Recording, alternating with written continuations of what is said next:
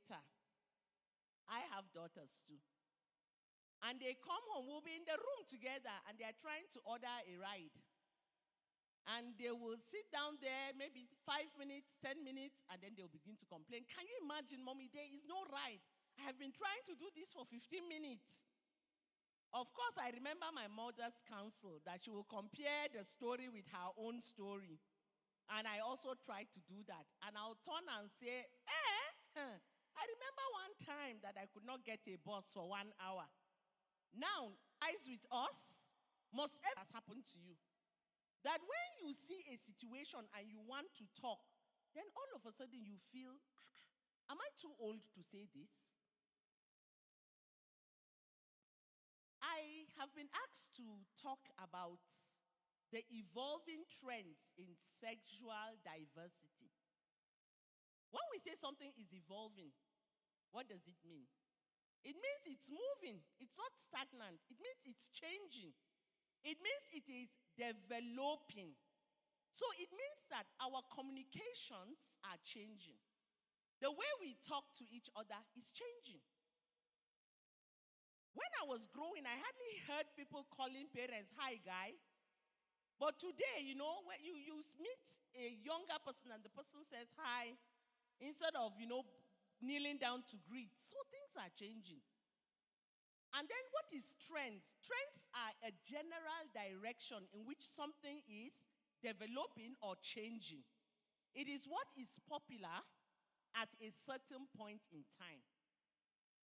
Now, today we want to look at something that is changing and becoming very, very popular. And what is that? That is sexual diversity. When we say something is diverse, what does it mean? It means yawa barkate. Yana nang kala. And that is what it means when something is diverse.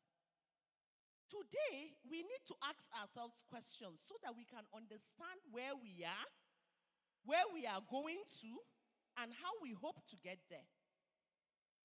How has our understanding and expression of sexual diversity changed over time?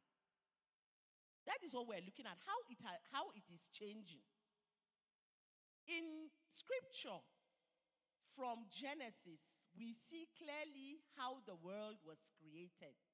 I don't want to think that we have any document or anything that will backdate that. So in Genesis, God created the world. And when he created the world, he created people. He created man and woman. Full stop.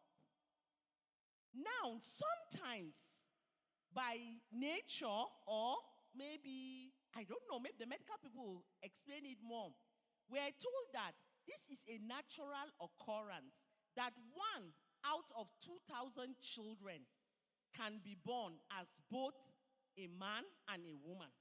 Some children are born with both genitals, right? Both the male and the female sex organs. So I know, growing up, and in fact we still see them, especially if you go to our areas, you discover that they are just left on their own. So you will be wondering, because you will see him, when they talk, they sound like a man, but then they will have, okay. Now, for this topic, on a good day, we want to use words that will help us, right?